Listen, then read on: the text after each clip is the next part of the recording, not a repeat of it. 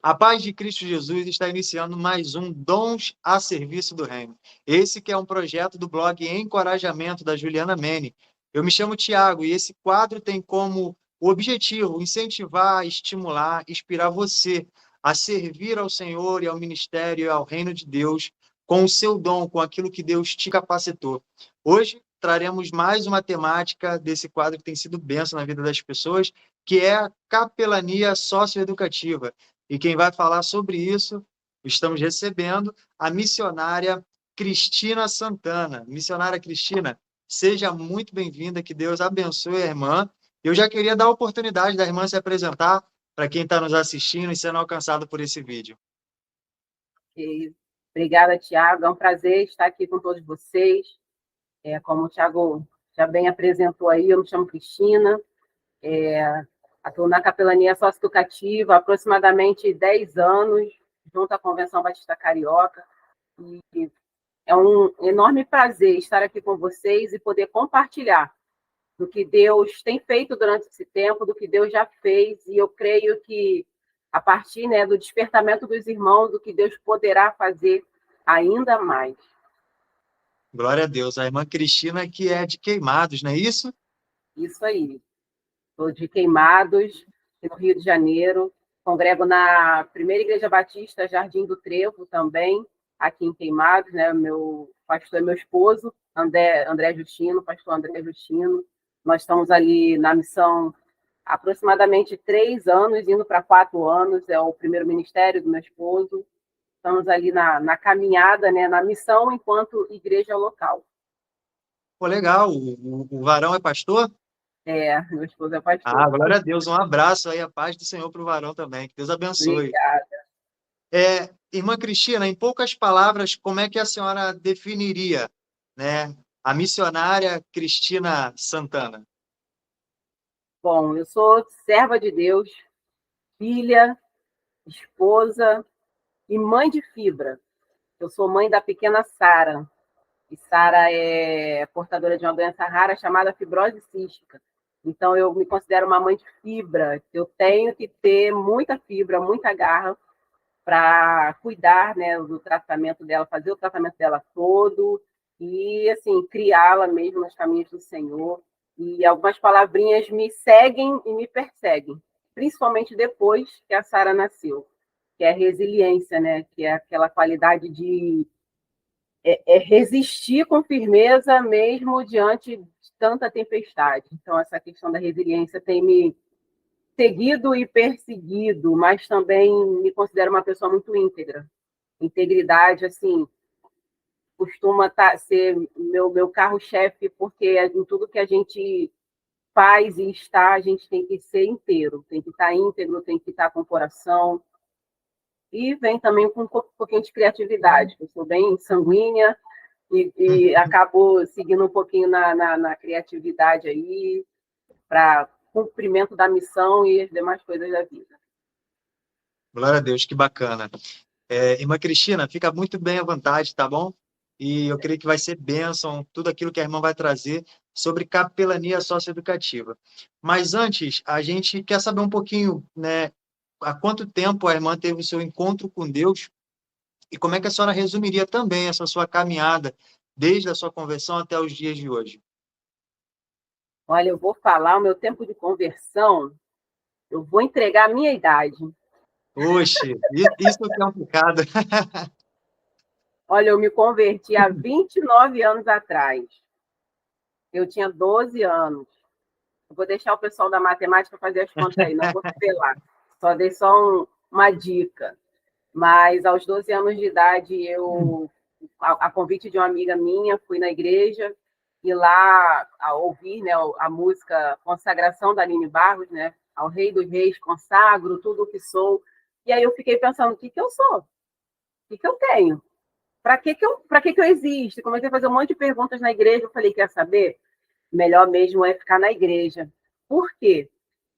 Com 10 para 11 anos, eu conheci o pai de uma amiga minha, que era professor de dança, e aí, naquela de ficar dançando, dançava swing, dançava funk, eu criei na minha cabeça, na pré-adolescência, o sonho de ser dançarina de funk. Pelo amor de Deus! E aí eu queria ser dançarina. E aí, pela primeira vez, eu fui num baile e nunca mais eu fui. Por quê? Eu voltei com os pés tudo cortado, a sandália arrebentada, as pernas doendo. Eu voltei destruída. Eu falei, não quero isso não. E no domingo seguinte eu fui para a igreja. E aí eu fui para a igreja, não machuquei meu pé, não voltei com as pernas doendo, não fiquei cansada. Pelo contrário, eu voltei me sentindo muito melhor. E graças a Deus, naquele dia, Deus começou a tocar no meu coração e mudou meu sonho. Acabou esse sonho de ser dançarina de funk, acabou esse negócio de querer ficar nesse mundo do funk. Então, com 14 anos, eu fui no encontro de adolescentes em Rio Bonito, e lá eu tive um encontro genuíno com Cristo mesmo, eu senti ali a transformação, né, acontecendo de verdade na minha vida. Aos 16, eu tive meu chamado missionário, também no acampamento em Rio Bonito, num congresso lá também de jovens, e assim, de lá para cá, eu defino essa minha vida, né, cristã, conversão, como uma grande aventura. Então, tem sido uma grande aventura, porque quando penso que eu vou fazer algo, Deus muda os planos e muda sempre para melhor. E ele tem, desde os 16 anos que ele me chamou, e eu tentei ser um pouquinho Jonas, sabe? Tentar fugir, aquela coisa toda, mas Deus foi ali e foi refazendo todas as minhas escolhas. Eu sofri um pouquinho, porque, como eu sempre digo, eu paguei muito preço por desobedecer. Agora, eu prefiro pagar o preço de obedecer, que o preço é bem mais barato do que o preço da desobediência. Então, a minha vida, assim, desde os 14 para 16 anos, tem sido uma grande aventura com Deus. Mas não me arrependo de nada. E eu, sim, se eu pudesse colocar dentro da cabecinha das pessoas, obedeçam ao Senhor, se entreguem a Ele, porque essa aventura é a maior aventura da vida, até que cheguemos à eternidade. Amém. Graças a Deus, Deus não realizou o teu sonho, né? O teu sonho Graças de a infância. Deus, Ele tinha sonhos maiores, mais altos, né? maiores e melhores. Os Glória a Deus. pensamentos deles são bem melhores e maiores, Bem realmente. melhores, é verdade. É interessante, né? Como é que Deus ele muda aquilo que a gente planeja para nossa vida e é de fato muito melhor do que aquilo que a gente queria, né? É É, verdade. a irmã conta que nos bailes funks, né, dançava e machucava os pés, chegava em casa com os pés machucados, na igreja ia para as vigílias, ia para os momentos e chegava bem em casa, melhor do que saiu, né? Glória a Aí. Deus. Missionária, explica para a gente, né? A irmã hoje vai falar sobre capelania socioeducativa. A gente estava até conversando no off, e a irmã depois talvez vai ter a oportunidade de dizer isso, mas a irmã está numa fase de transição, está passando o bastão, né? Mas desempenhou esse papel e desempenha ainda há muito tempo. Explica para a gente o que é a capelania socioeducativa e como é que ela é desenvolvida. Então, a capelania socioeducativa, ela acontece no sistema DEGASE. O DEGASE é o Departamento Geral de Ações Socioeducativas, ele atende adolescentes em conflito com a lei. Nós não falamos menores infratores, não citamos, Sim. não costumamos citar por questões de lei. São adolescentes em conflito com a lei que estão cumprindo medidas socioeducativas de internação ou internação provisória. E nós atendemos desde 2013 para 2014.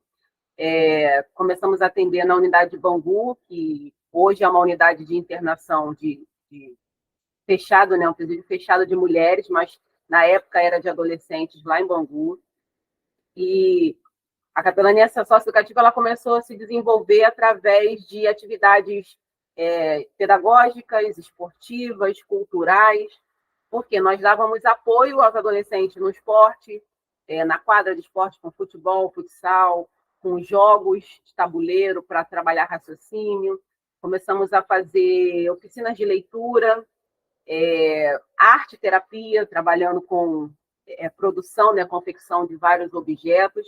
Tudo isso, dentro disso, né, nós acabávamos por compartilhar o Evangelho de Cristo, sempre respeitando um adolescente que a gente estava atendendo, né, respeitando a fé, a crença dele em todo momento.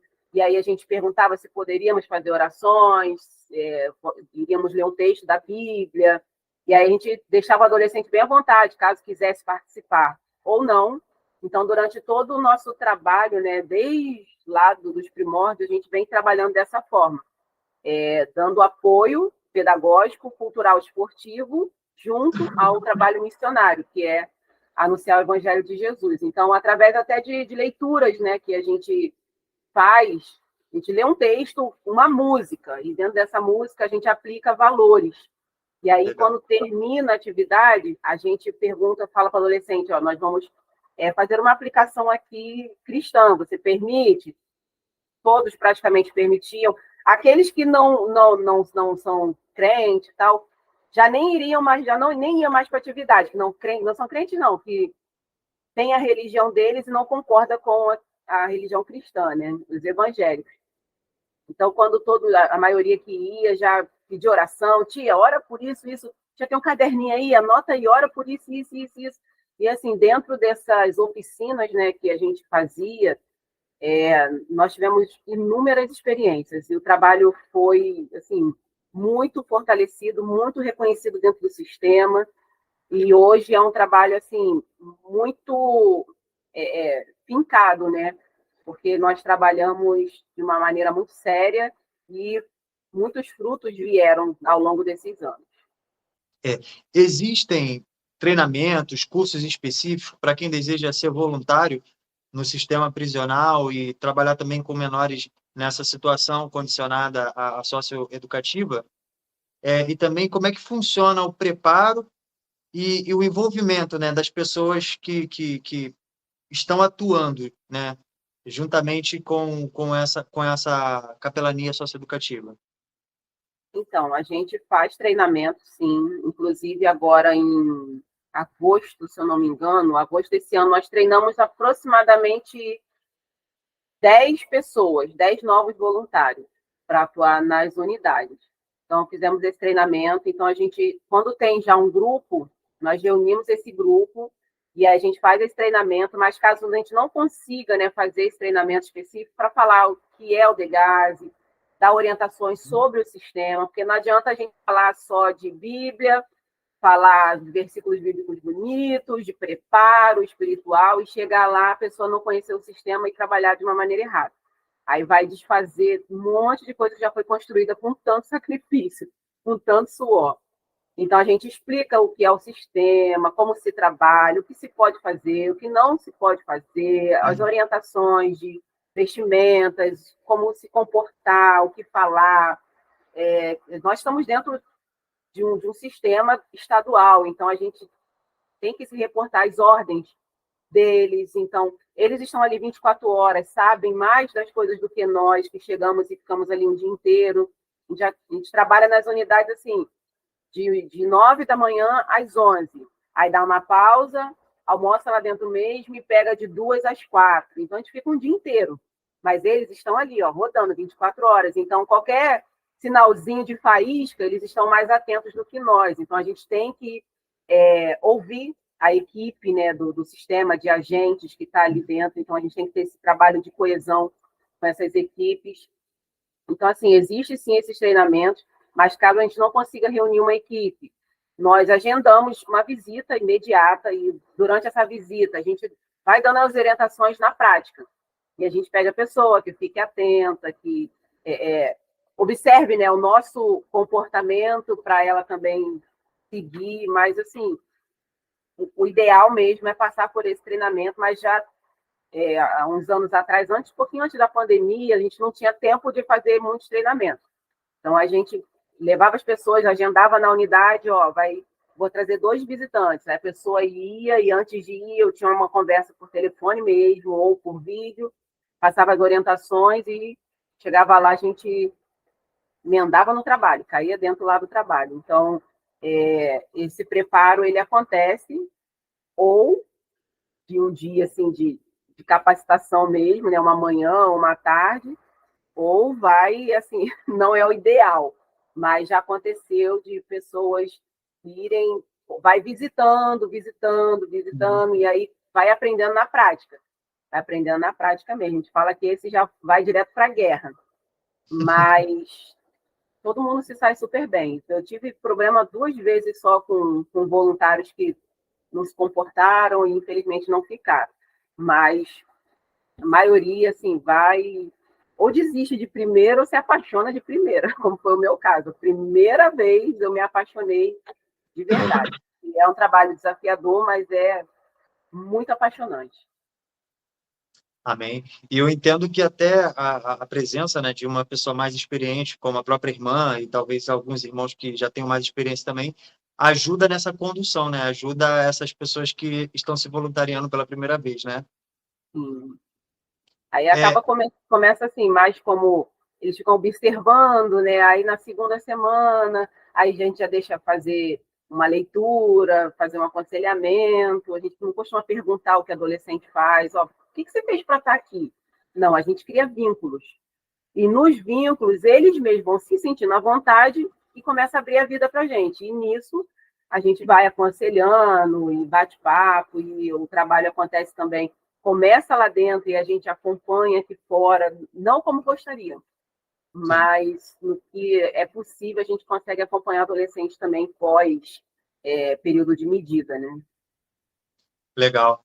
Aproveitando, né, que a gente está falando sobre o preparo para você ingressar nessa atividade, e o quão difícil é, né, também as suas dificuldades, qualquer pessoa pode fazer esse tipo de trabalho. Quais os critérios que a senhora consideraria imprescindíveis para se trabalhar com capelania socioeducativa? Bom, qualquer pessoa, sim, desde que esteja, tem que ter uma habilitação, igual a CNH. E a habilitação é o Espírito Santo de Deus. Tem que ser servo de Cristo, tem que entender a missão de Deus nesse mundo. E essa questão, né, além desse preparo, né, antes disso, tem que entender sobre reino, entender a missão da igreja, que nós somos enviados como igreja. Então, não adianta a pessoa estar solta, aleatória na vida, e eu não quero saber de igreja, mas quero ser missionário. Não. Lá nós somos a igreja de Jesus, enviados por Deus através de uma igreja para estar lá dentro. Então, assim, a gente tem que estar em comunhão com a nossa igreja para poder estar dentro de uma unidade. Então, eu digo que a luz que brilha forte longe, a pessoa quer ir lá para longe, ela brilha mais forte perto. Então, a gente começa dando frutos na nossa igreja, e aí a própria igreja reconhece isso e envia a gente para o campo, mesmo que seja aqui mesmo, no Brasil, no Rio de Janeiro. Mas é um campo missionário, é uma responsabilidade muito grande. Então, a pessoa tem que ter, né, essa questão, essa convicção de conversão, de um chamado qualquer, que Deus chamou para uma obra, e aí você vai. E uma coisa também muito importante é ter uma certa aptidão para lidar com adolescente. Adolescente é diferentão, adolescente é ele. Ele é, assim, não posso dizer que tem um estereótipo, não. Ele é ele, e o menino é de um jeito, a menina é de outro jeito, e aí eles têm uma carga, né, emocional muito mais pesada, por toda a vivência que tiveram desde a infância, mas tem que ter essa aptidão para lidar com o adolescente, porque eles estão desafiando a gente o tempo todo, estão testando a gente, a nossa paciência, a fé, tudo, o tempo todo. Então tem que ter esse jogo de cintura, né, para lidar com o adolescente também. É interessante que eu já entrevistei bastante gente que trabalha com capelania, né? Alguns de outra área, mas eu também já entrevistei alguns que trabalham com a capelania prisional de adultos, né? Uhum. E eles falam a mesma coisa. Parece que vocês combinaram as falas, é a mesma fala. É interessante que começam também se definindo com a mesma fala, servo, e de fato a gente vê isso diante das experiências que contam, porque realmente parece que é um critério unânime entre vocês e que de fato testifica uma verdade, de que precisa ser servo, precisa ter disposição, precisa ter gostar, amar o que faz, né? E aí tem as suas peculiaridades. A irmã trabalha com adolescentes, né? Então eu imagino como deve ser difícil, porque cada adolescente tem a sua particularidade, individualidade, e o quão complexos são os adolescentes, né? Ainda mais dessa geração. É né? verdade. Mas eu creio que Deus tem dado graça e tem levantado um povo que está sendo usado por Ele para desempenhar esse papel que é extremamente importante. Missionária Cristina, como é que a senhora percebeu o chamado de Deus para desenvolver esse trabalho? E como é que se deu o desenvolvimento e até mesmo os conhecimentos atribuídos, né, para desenvolver isso na prática? Então, como falei, né, a questão de estar em comunhão com a igreja local, trabalhei por 4 anos como promotora de missões na minha igreja e o meu alvo era promover missões e fazer a igreja fazer. Então, a igreja tem que fazer missões, aí a gente ficava naquela, não, a igreja tem que fazer missões, a igreja tem que fazer missões, e fazer a igreja fazer. Então, no período que eu estive na promoção missionária da igreja, eu levava, né, as pessoas para impactos, para visitar casas de recuperação, presídios, asilos, abrigos com crianças, e participava de impactos daqueles das juntas de missões, esqueci o nome agora, tinha, tinha os impactos antigos, e aí, assim, todo impacto missionário estava encaminhando pessoas. E eu ia também a muitos desses. Eu fui para São José da Lagoa Tapada, no sertão da Paraíba, fiquei um mês lá e tive assim, uma transformação muito grande na minha vida com relação à visão missionária, né? A questão de reino de Deus também. E aí ia com os irmãos da igreja, levava e ia junto, né? Questão das Cristolândias, das casas de recuperação. E um dia surgiu a oportunidade de visitar um presídio feminino de semiaberto, lá em Benfica, do lado onde é hoje o presídio de porta de entrada da SEAP, né? Do lado tem o Oscar Stevenson, que é o presídio, não sei se ainda é, né? Presídio feminino de semi-liberdade. Então, nós fomos lá levar umas doações, em contato com alguns missionários, alguns conhecidos, né? E eu perguntei se poderia fazer alguma doação e tal, e juntei um grupo da igreja e nós fomos. Quando eu botei o pé, passando na vistoria ainda pelo scanner, aí quando eu passei por ali, eu olhei aquele lugar, eu falei, meu Deus, que lugar é esse? Aí, tipo, eu quero ficar aqui, mas eu não quero ser presa, sabe? Mas eu quero trabalhar aqui. Foi uma coisa puxando a outra. E naquele mesmo dia, a missionária falou: nós vamos começar no próximo mês um trabalho com adolescentes no Degase. Nós estamos precisando de uma equipe. Falei, tá, eu vou.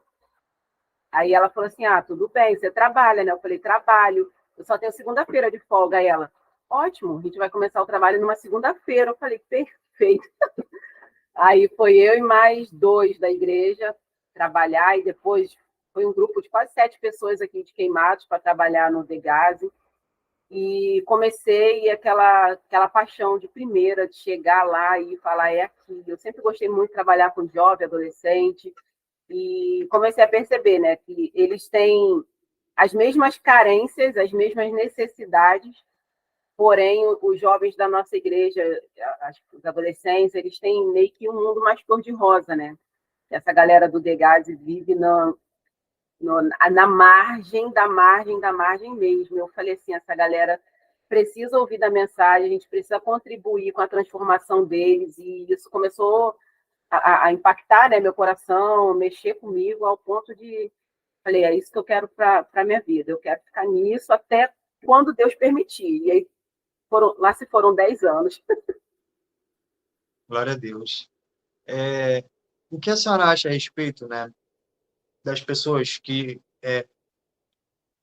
o que a senhora acha a respeito da necessidade, na verdade, das pessoas também buscarem capacitação e treinamento para a área ministerial, e aí, tanto seja da capelania, ou quanto seja uma outra área também ministerial para o reino, como a gente busca para as nossas áreas seculares, vamos dizer assim, para as nossas áreas naturais. Deixa eu tentar clarear um pouco mais essa pergunta.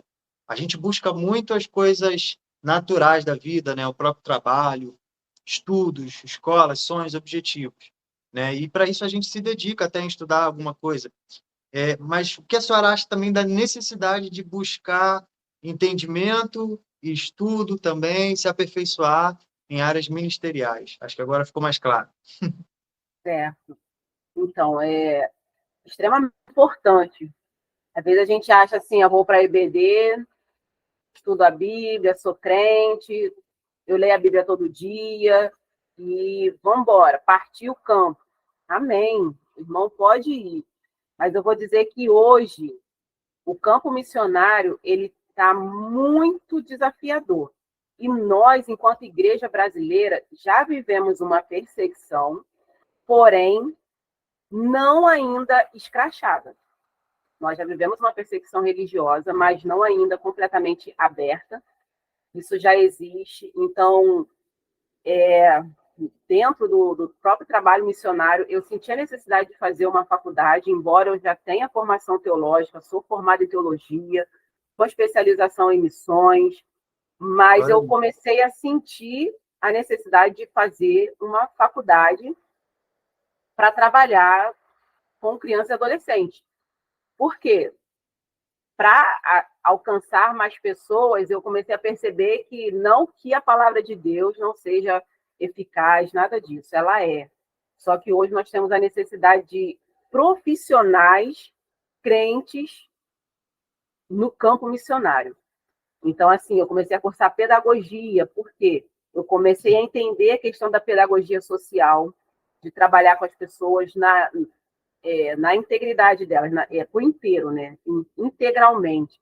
Então, eu atendo o adolescente do DEGAS, mas eu posso atender um adolescente também na comunidade, num projeto social na minha própria igreja.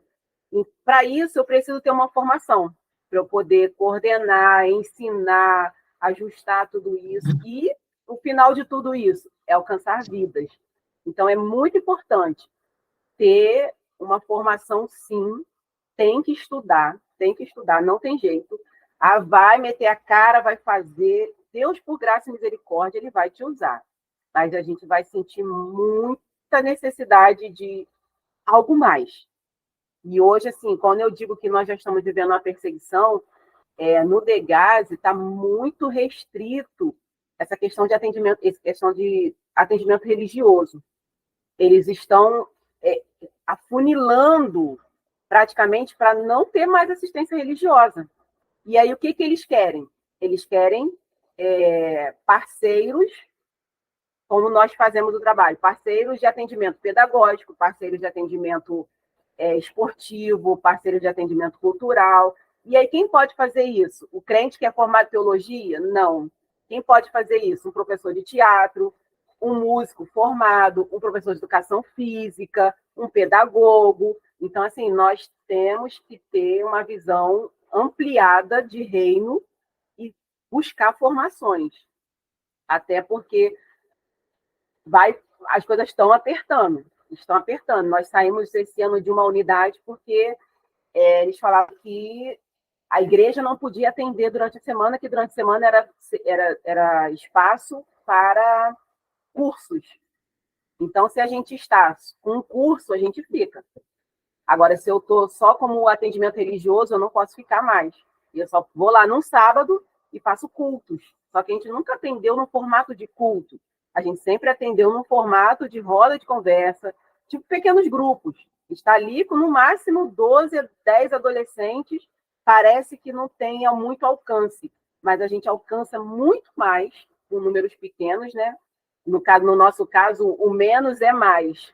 Que a gente alcança menos adolescentes, mas a gente tem mais resultados, porque a gente consegue acompanhar melhor. Então, a gente tem que ter muita atenção a isso. E já existe também uma certa perseguição nos hospitais, nos presídios também já está tendo. Então, para quem quer trabalhar no presídio, é procurar uma faculdade de serviço social, no DEGAS, serviço social, educação física, pedagogia. E, claro, pode, sem dúvida alguma, que faz muita diferença para o missionário, sim, o curso de teologia.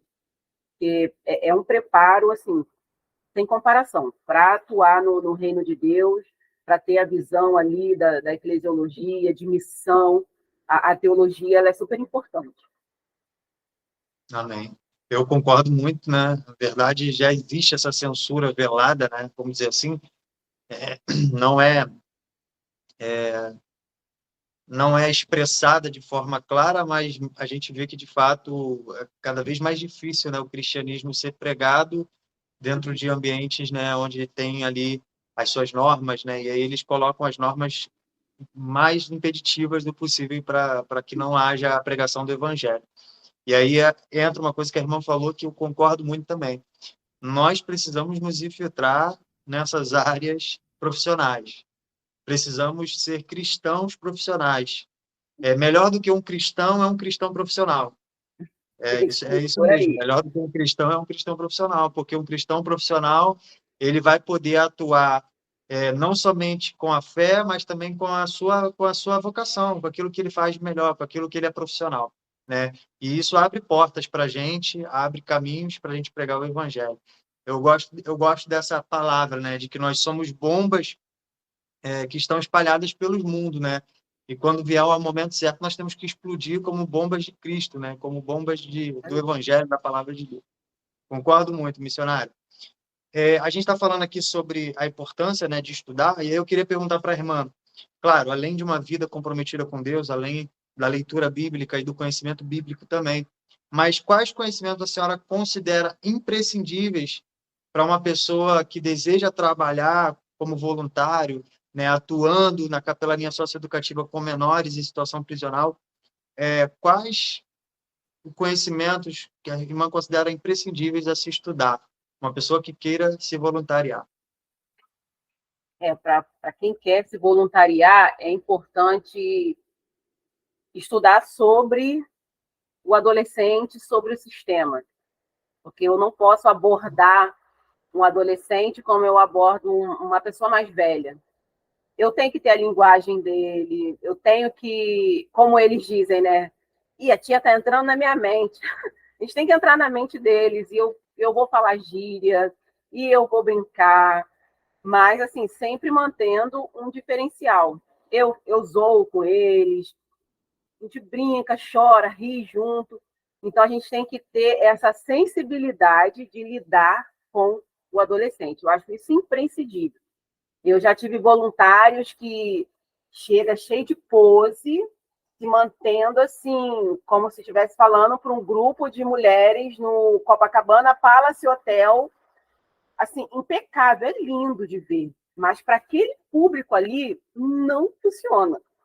A tia mora onde? A tia mora na Barra, não é? Tia, você é rica, né? Aí as meninas, principalmente, perdem atenção, começa a futicar. Tia, esse relógio é de ouro? Tia, esse brinca de ouro? E assim, a gente orienta. Brinco curto, bijuteria, nada de relógio caro, nada caro. Celular não entra, mas assim, tem que ter essa sensibilidade no trato com o adolescente. Não pode querer que o Deus de Abraão, de Isaac, de Jacó, chega lá, aquele irmão bem tradicionalzão mesmo, e querer falar com a garotada vai estar ali, mas, tipo, tia, não entendi muito o que aquele moço falou, não, mas ele falou umas paradas de Deus, ele vai chegar depois para mim e falar assim. Então, assim, a gente tem que ter, eu acho imprescindível ter sensibilidade no trato com adolescente. Interessante. Tem uma palavra que ela é um sinônimo, né, de empatia, que é a alteridade, né? Uhum. E essa palavra ela significa exatamente isso. Você entender e se colocar de fato no lugar daquela pessoa ali e talvez mergulhar, né, de fato naquele mundo ali, porque não adianta nada a gente vir com uma linguagem rebuscada ou talvez com métodos, né, que não vão ser ali práticos, né, para aquele ambiente, para aquele momento. Interessante, missionário. A gente já está chegando ao fim, foi bem breve, hein? Foi bem rápido. Conseguir. Glória a Deus. Foi bem objetivo, mas bem bastante conteúdo, né? Bem produtivo. Mas eu queria dar a oportunidade da irmã compartilhar conosco algum testemunho que tenha marcado, né, a jornada e esse processo de caminhada, né, desde o início até aqui. Eu imagino que tenham mais de um, e aí, se tiver mais de um, pode trazer também. Mas, de forma resumida, trazer para a gente aí testemunhos que tenham marcado essa vida, a vida da irmã na capelania socioeducativa. É, é, antes de contar, né, o testemunho, ainda falando um pouquinho sobre a pergunta anterior, eu nunca tive dificuldade com isso, porque eu sempre fui muito moleca. E aí até meu esposo, depois que eu comecei a trabalhar na capelania socioeducativa, eu chegava em casa falando gíria, aí ele, que isso, Tina? Tina, controla, Tina, vigia, porque a gente acaba levando o que a gente tem e pegando um pouco da fala deles. Então, e eles me ensinaram muito sobre questões de gírias, algumas gírias assim, não, tia, não falo isso não, que isso daí não é legal para você falar, não. Tá suave, é gíria de comando, e aí algumas coisas assim, e tia, isso daí é coisa de alemão, não falo isso não. Então, assim, a gente acaba vivenciando mesmo, assim, entrando, né, estando, mas sem entrar no mundo dele. A gente está no mundo, mas sem entrar no mundo deles.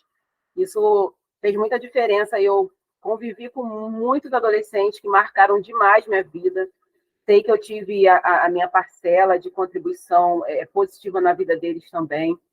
E eu quero falar de uma adolescente, não vou citar o nome porque ela é da Zona Oeste, mas ela foi apreendida por ter sido acusada de ter assassinado a própria filha, a filha dela de 3 anos.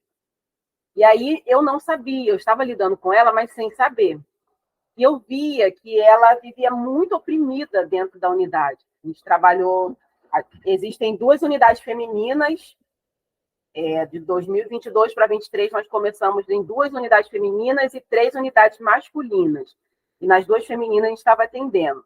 E essa adolescente, ela foi, né, apreendida por isso, só que eu não sabia, percebia os traços, assim, muito, às vezes revoltada, às vezes muito depressiva, às vezes falante demais, às vezes calada ao extremo, chorosa. E certa vez as meninas falaram assim, pior você, no grupo, né, na sala na biblioteca que a gente atende, e ela falou assim, pior você. Eu escutei essa fala falando para essa adolescente. Pior você, que foi uma criança. Aí eu prestei atenção, falei, opa, o que está acontecendo aí? O que tem a ver criança? O que vocês estão falando? Aí ela, tia, tudo bem, eu assassinei uma idosa. Eu assassinei a idosa, mas tudo bem, porque o idoso está perto de morrer mesmo, então eu tenho perdão. Aí eu, ué, é assim que funciona? É assim na lei do crime?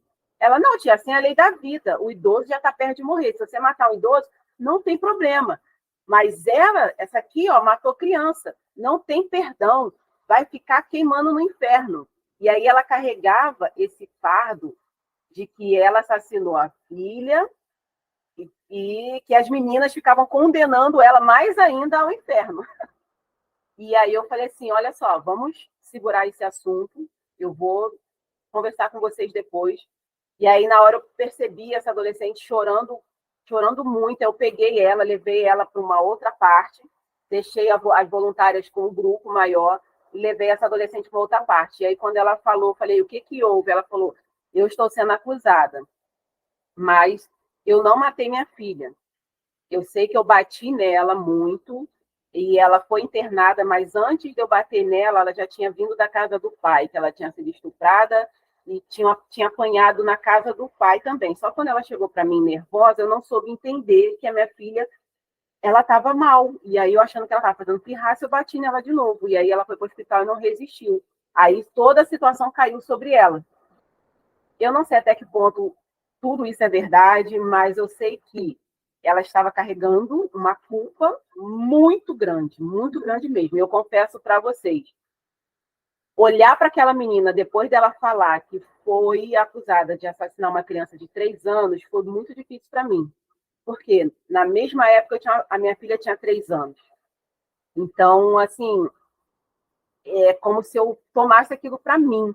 E aí eu deixei ela falar, conversou, chorou, eu orei com ela, eu falei que existe perdão sim, se ela se arrependesse, que o homem ia dizer que não há perdão, mas Deus poderia perdoar, apesar de toda essa história tenebrosa, mas Deus poderia perdoar ela sim. Ela falou, tia, eu preciso entender que Deus pode me perdoar. E aí nós conversamos, oramos, naquele dia ela entregou a vida dela para Jesus, e eu vim embora de toda a minha vida do Degás, eu vim embora muito mal naquele dia. Eu vim dirigindo parece que uma bola aqui, que eu queria gritar, eu queria chorar, eu queria pedir socorro. E aí, quando eu cheguei em casa, que eu olhei minha filha, eu comecei a chorar. E aí ela falou, mamãe, que foi? Eu falei, não, filha, a mamãe estava com muita saudade de você. E abracei ela. E aí passou uma semana e eu fiquei com aquilo, assim. Falei, meu Deus, uma menina de 16 anos, que história, que situação. E que fardo que ela está carregando, as consequências, né, do pecado dela, do mal que aconteceu ali, de toda a confusão. E quando eu voltei na semana seguinte, ela, quando me viu entrando na unidade, ela gritou: Cris, Cris, Cris, me chama, por favor, me chama, Cris. Eu falei: tá bom. Aí dei o nome dela para a gente trouxe ela. Quando ela saiu do alojamento, ela veio correndo na minha direção e me abraçou. Ela me abraçou tão apertado. E ela falou assim: Cris, muito obrigado, porque alguém falou de Deus para mim de uma forma que eu consegui entender que eu errei, mas Deus pode perdoar. Eu consegui entender isso e eu fiquei muito leve. Eu estou me sentindo leve, eu estou me sentindo outra pessoa. Só que, na hora, minha vontade era de falar assim: ai, garota, que vontade de te esganar, que você ficou leve. E eu fiquei pesadona, que eu fiquei carregando aquele negócio, aquela coisa ali assim, remoendo. E eu tive que orar mesmo, ficar ali em oração uma semana para Deus levar sobre ele o meu fardo, carregar isso para mim, porque estava pesado demais para eu carregar. E aí, assim, foi uma experiência muito linda de ver o que o pecado faz na vida do ser humano, de um adolescente, e o que o perdão de Deus também leva ao alívio total, ao refrigério, à paz, embora ela continuasse lá e ficou por 3 anos cumprindo a medida dela, ficou por 3 anos lá, pagou, né, o tempo, mas entendeu sobre o perdão de Deus. E teve um outro menino também que ele queria fazer o que ele estava assim, quero fazer o que eu quero, quem manda sou eu, porque ele era considerado o bam, bam, bam. Eu acho que não sei se ele está vivo, não sei, eu não consegui ter mais notícia dele. Mas ele era lá para o lado da CDD, mas não mesmo dentro da CDD, em outra área lá. Ele era considerado o grande lá dentro. E aí, um dia ele chegou na atividade querendo mandar em tudo. Eu falei, rapaz, olha só, aqui você vai ouvir sim e não. Agora é não. Aí ele, ninguém fala não para mim. Eu falei, eu falo, é não. Aí ele, então eu vou meter o pé daqui. Eu falei, então sim, então pode ir. Porque aqui vocês têm que aprender que existe sim e não. Você obedece ou você sai. Aí ele, qual é, tia? Vai tirar onda comigo? Por isso que eu não gosto desses pessoal crente, eles são tudo marrenta. Aí começou a falar e fazer várias coreografias, né? E cantar, cantar rap, falando, né? Aquela coisa arrastada. Aí eu peguei e falei, ó, rapaz, eu não saio da minha casa para tirar marra com ninguém, não. Eu saio da minha casa para dar o que de melhor eu tenho, que é Jesus. Então eu não venho para cá para tirar onda com a sua cara, que não é adolescente. Mas aqui vocês talvez vão ter o que vocês nunca tiveram na vida, que é disciplina. E por isso vocês estão aqui. Ele falou, não dá para ficar aqui, não, essa tia é muito marrenta. Tô boladão já com ela. Aí falei, ai meu Deus, me tremi todinho. Eu falei, esse menino vai me pegar lá fora. Esse menino vai me matar, esse menino vai roubar minhas coisas. Eu fiquei naquela tensão, aí passou um mês, eu não consegui atender ele. Falei, pronto, ele já saiu, agora ele vai ficar me esperando lá fora. Aí eu perguntei um agente, fulano, nos meninos eles são conhecidos por número. E aí, exemplo, cadê o 341? O 341 tá lá. Ele tá no seguro, porque ele fez besteira. Ele tá de castigo. Aí, assim, tô sempre aprontando alguma. Aí teve um dia que eu cheguei na unidade e falei, chama o fulano. Tem certeza? Eu falei, tenho, eu quero conversar com ele, eu quero ver ele. No dia que eu chamei, ele não imaginou que era eu. Ele falou, atividade, quem quer ir para atividade? Aí fulano, mandaram te chamar. Aí ele foi. Quando chegou lá, ele, é tu? Eu falei, sou eu, tava com saudade de você. E aí? Ele, ué, logo tu? Eu falei, sou eu, cara. Tu tá feliz de me ver, não? Ele, não sei. Não sei se eu tô feliz de te ver.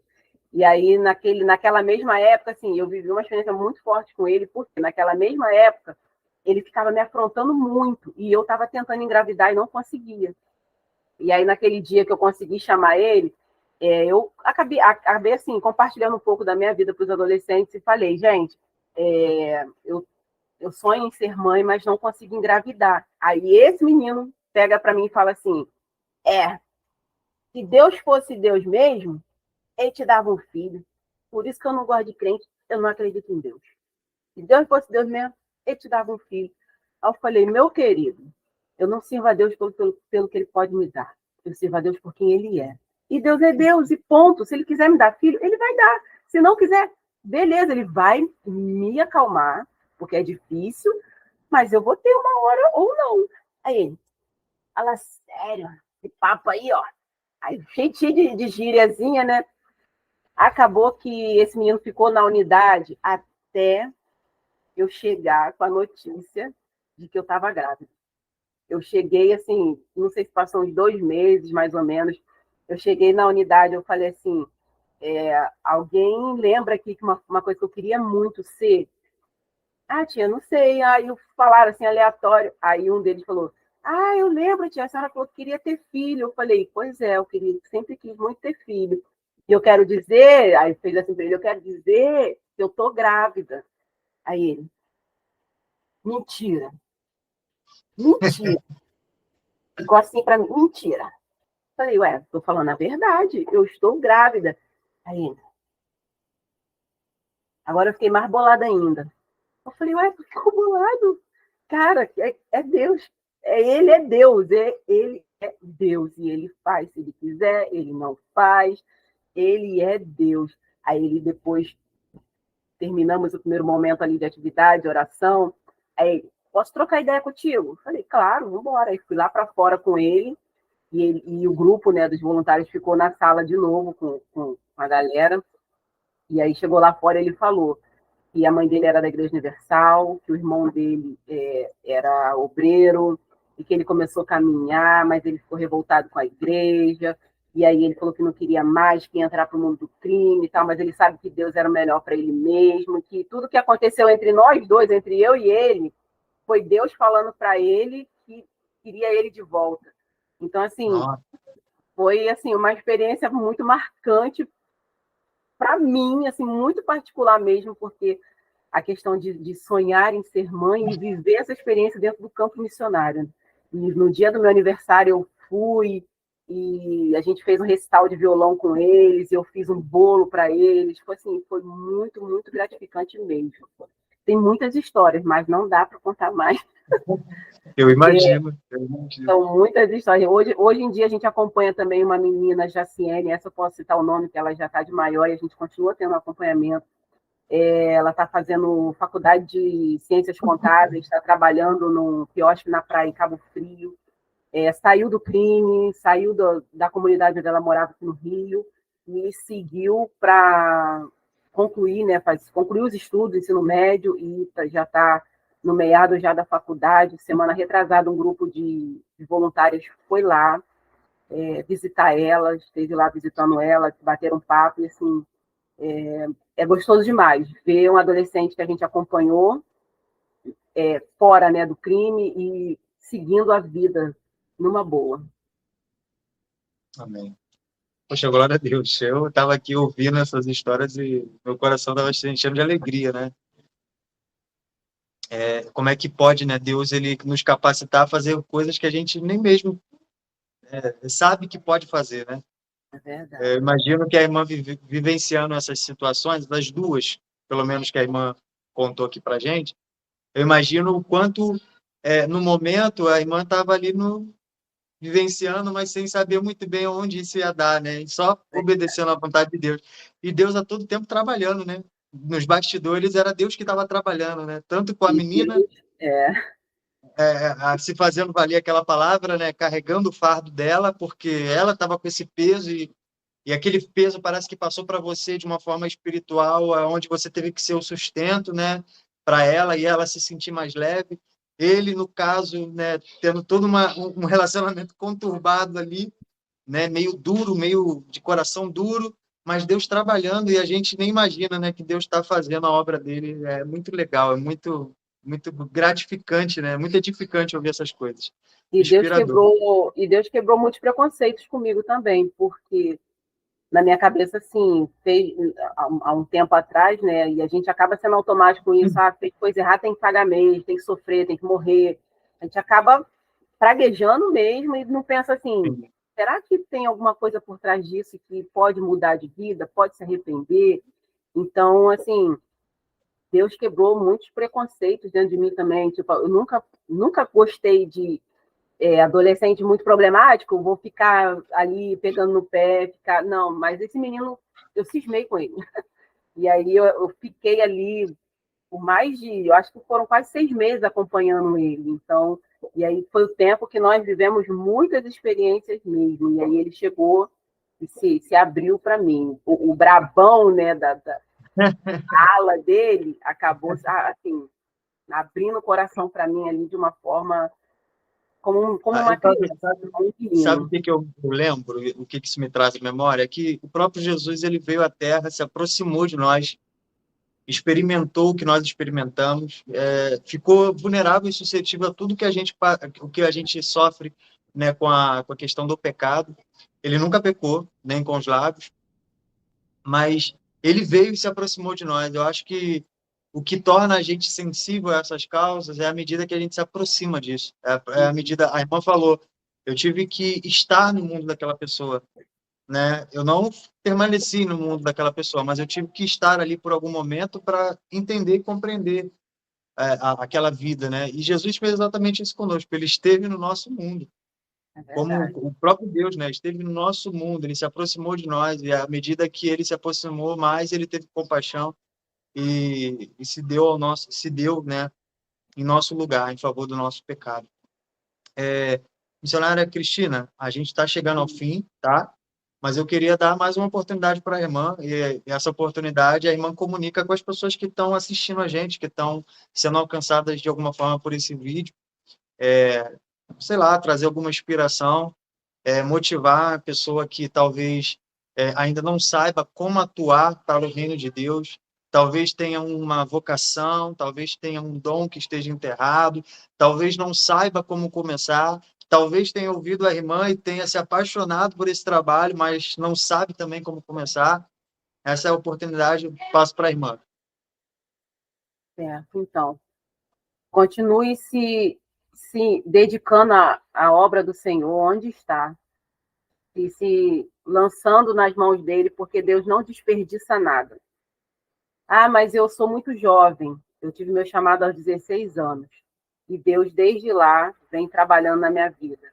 Estudei música, fui professora de criança, fui uma adolescente muito intensa na igreja, trabalhei muito na igreja como adolescente. E hoje eu vejo que tudo que passou, Deus usou e continua usando. Até o que eu vivi agora no Degas, Deus vai usar certamente mais para outros planos também lá na frente. Então, assim, Deus não desperdiça nada. Coloque a sua vida, coloque o seu coração nas mãos de Deus. E não perde tempo, não, porque Jesus está voltando e o que cabe a nós é buscar pessoas para ir para o céu junto com a gente.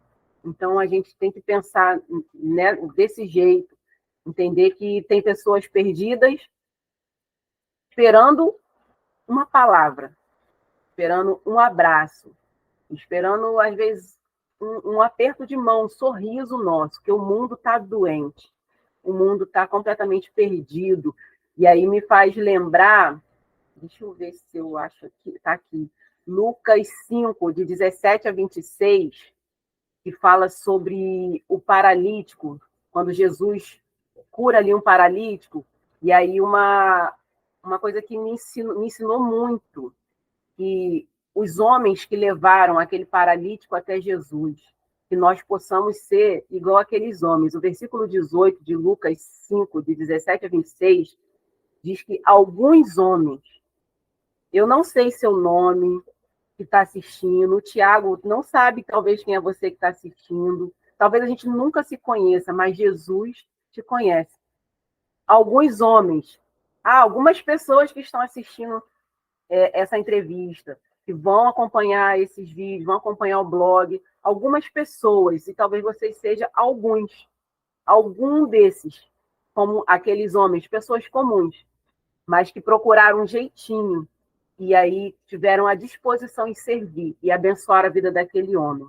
Abençoar a vida daquele homem que ele estava completamente impossibilitado de ir até Jesus. E essas pessoas sem status, sem mídia nenhuma, e não tinha nem Instagram, não tinha um Instagram para ser seguido, completamente comum, mas foram usados por Deus. E aí você imagina, pessoas comuns que não tinham recursos, e hoje nós temos tantos recursos, podemos levar muito mais pessoas ao encontro, né, à cura verdadeira, ao encontro com o nosso Jesus. Então, não parem, não desistam, porque Deus não desperdiça nada.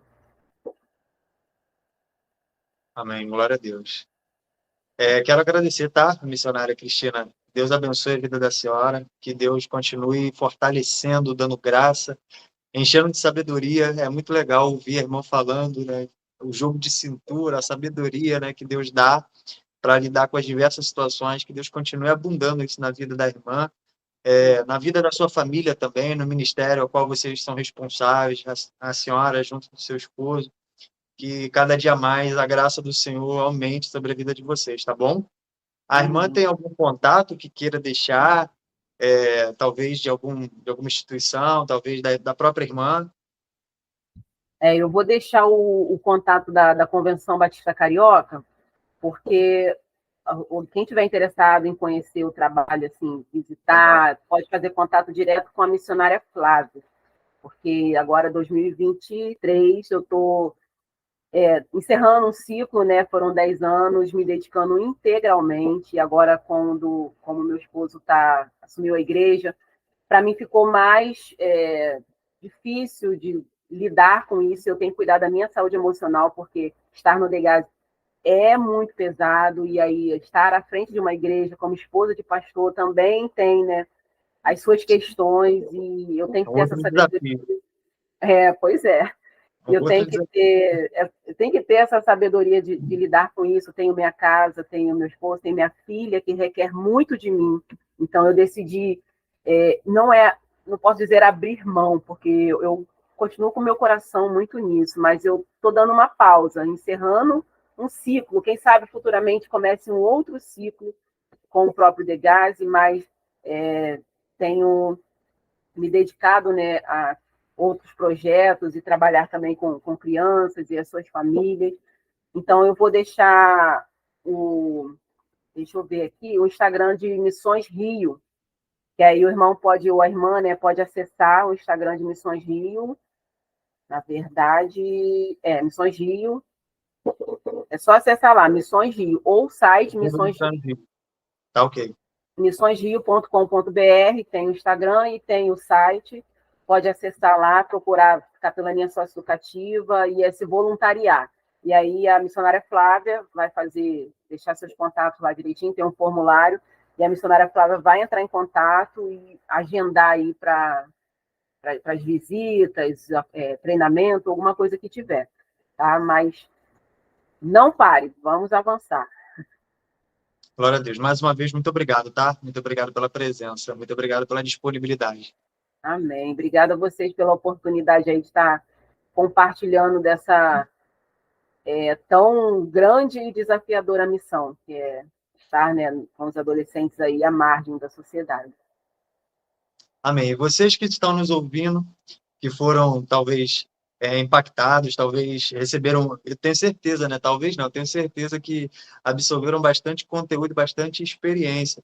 Que você também se dedique à obra do Senhor. Esse quadro ele tem esse intuito, inspirar você a servir ao Senhor.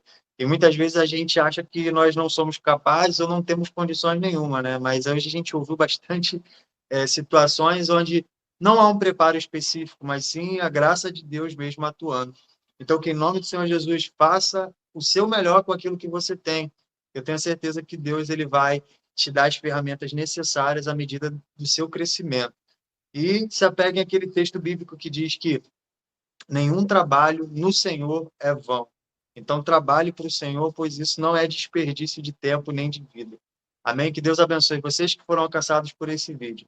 Fiquem na paz.